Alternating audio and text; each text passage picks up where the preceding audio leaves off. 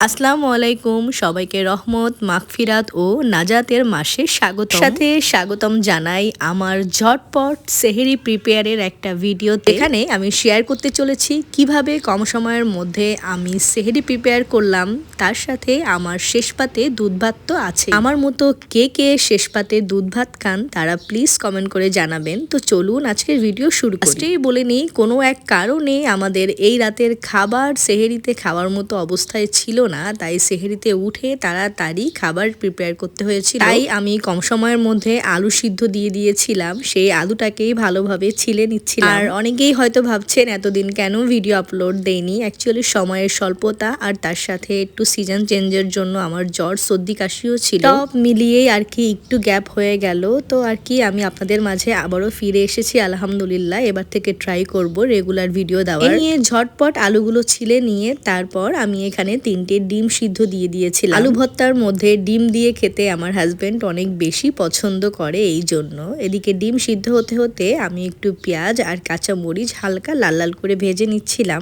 পেঁয়াজের ভর্তা আমার শাশুড়ি মা তেমন খেতে চান না। দেন ওদিকে পেঁয়াজ লাল লাল করে ভাজতে ভাজতে আমার ডিমগুলো সিদ্ধ হয়ে গিয়েছিল। আমি ডিমগুলো খোসা ছাড়িয়ে একপাশে রেখে দিচ্ছিলাম। যেহেতু আমরা ফ্যামিলি মেম্বার 3জন, তাই ডিম তিনটে। এ নিয়ে এবার আসি সব থেকে স্ট্রাগলের পার্টে, তা হলো আলু ভর্তা করা। আলুগুলোকে ভালো মতো ম্যাশ করে নিয়ে তাতে ভাজা পেঁয়াজ দিয়ে জাস্ট সুন্দর করে মিক্স করলে কিন্তু একেবারে ঝটপট আলু ভর্তা রেডি। যদিও রিসেন্টলি দেখছি সবাই বম্বে সুইটসের আলুর ভর্তার প্যাকেজ কিনে খাচ্ছে, কিন্তু যে আলুর দামে আমি 10 কেজি আলু পাবো তা দিয়ে তো আমি আর 1 প্যাকেট আলু কিনে খাবো না। তার থেকে আমার একটু কষ্ট করে এই হাতে মাখা আলু ভর্তাই বেস্ট। এ নিয়ে তো একটু মাখানোর পরে শেষে আমি এখানে একটা সিদ্ধ ডিম অ্যাড করে একটু সুন্দর করে মাখিয়ে সরিষার তেল আর লবণ দিয়ে ভালো মতো মিক্স করে রেখে দিলেই কিন্তু সেরা স্বাদের আলু ভর্তা রেডি। আমি রেকমেন্ড করব এভাবে যদি ডিম দিয়ে আলু ভর্তা ট্রাই না করেন তাহলে একবার ডিম সিদ্ধ দিয়ে আলু ট্রাই করতে পারেন, দেখবেন একেবারে সেরা একটা স্বাদের আলু ভর্তা হয়ে যাবে। আলু ভর্তা হয়ে গেলে আমি এখানে ফ্রিজে সিদ্ধ করা ডাল ছিল, সেটাকেও একটু ভর্তা বানিয়ে নিয়েছিলাম।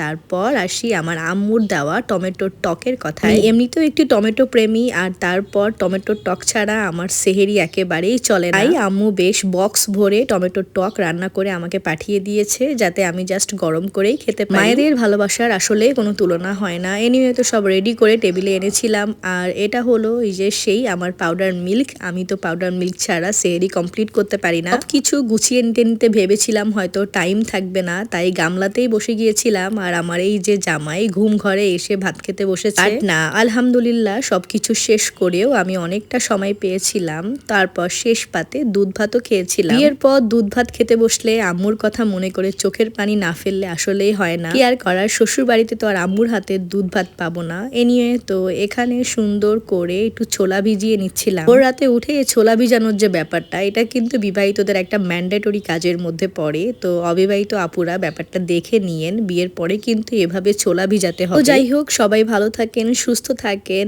আর আমার জন্য দোয়া করবেন যেন আল্লাহ সবসময় এভাবে সুস্থ রাখে আর আপনাদের মাঝে ভিডিও আপলোড দিতে পারি। আজকের মতো আল্লাহ হাফেজ।